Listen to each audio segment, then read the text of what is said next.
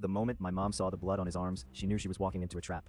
A few years ago, after a typhoon turned our street into brown water, she was still out there in 98-degree heat, knocking doors for my dad's upholstery business, because rent doesn't care if you're tired. She spotted a huge white house and a mud-covered sofa outside, and in her head that thing was money. Bills, food, survival.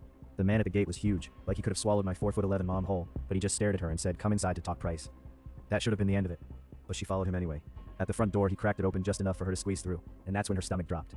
Through the hinge gap, she saw a second guy crouch behind the door like a fucking animal. His arms and chest were covered in fresh blood, and beside him was a table with foil, needles, and smoke curling up in the air. The first guy was watching her like he was waiting for one more step. One more step and the door would slam shut. My mom told me her throat closed up, but she didn't freeze.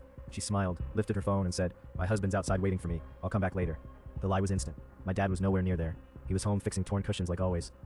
The big guy squinted at her and said, "You sure?" And she nodded like everything was normal. "Yeah," she said, backing away slow. "He's right out front." She walked away like her legs weren't shaking. Then the second she hit the street and they couldn't see her, she sprinted so hard, she said her lungs felt like they were tearing. When she told me this later, my hands were shaking so bad I could barely hold my glass. I kept thinking about how close she came to disappearing for a sofa. But here's the part that still wrecks me. She went back to work the next day. Not because she wasn't scared, because we still had to eat. I begged her to stop going door to door, and she just looked at me and said, "Then you better make it so I never have to again."